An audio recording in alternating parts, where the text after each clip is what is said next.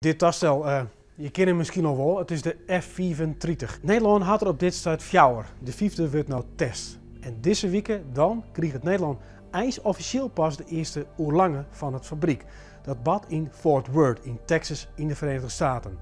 Voor de regering is dat wel een heel heugelijk moment. En dat moment dat markeert ijs de oergang van die F-section, een vierde generatie toestel, naar de F-35, een vijfde generatie toestel. Nou, zo'n F-35 kist het beste omschrijven als een soort van vliegende iPad. Want als die net meer voldoet, dan doe je een software update en dan is er voortweer bij de tijd. Dit is een van die fabrieken dat de F-35 makken wordt.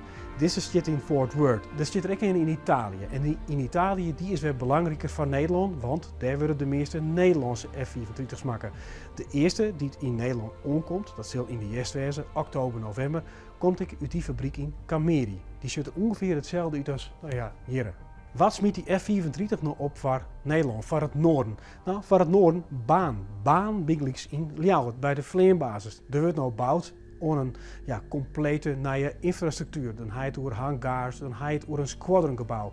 Alles moet er op een hele andere wijze inrichten en bouwd worden. Want het gaat om informatie en die informatie moet er veilig wezen. Die F-35 dat is eens een vliegende sensor. De piloten die erin zitten, die krijgen volslijn oorzicht van alles wat er om haar heen bad. En Biglix ik de helm. Die helm is ook een technologisch hoogstandje. Het zorgt ervoor dat een piloot Biglix eigenlijk toch het toestel heen schenkt. Een van de grote zorgen bij die F-35 is de loodsoerlijst. Nou, na oerlijst met de dorpsbelangen, de omwenners van de Vleembasis, is er een loodsmeetnet online. Op verschillende plekken in de dorpen om die Vleembasis heen staan er loodsmeetpunten die in de gaten houden hoeveel lood er geproduceerd wordt. We hebben er in het verleden van een testwest en daaruit die blikken dat er eigenlijk net zo volle verschil weer tussen een F-section en een F-35. De feestje zelfs denk ik dat het wel wat tafvallen zal. Want met de F-35 zal minder vliegen worden maar de F-section no. En dat heeft we te krijgen met dit apparaat. Dat is een simulator. In die simulator zullen volle meer missies vliegen worden. Want een heel groot pad van die missies die ze vliegen willen, dat wil ze geheim houden. En voor de kust van Nederland lezen vaak buitenlandse spionageschepen die zo volle mogelijk data binnen hebben willen.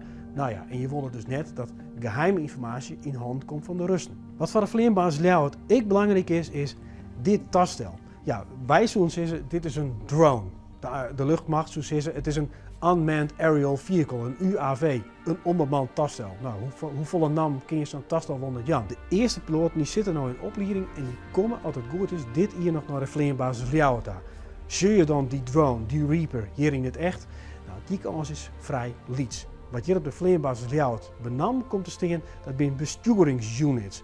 Nou, vanuit die besturingsunits kunnen ze over de hele wereld heen dat toestel vliegen laten. Maar de komst van de MQ-9 en de F-35 riet de luchtmacht op de toekomst. Een toekomst met misschien oorlogsviering in het cybergebied. Of in de sensortechnologie.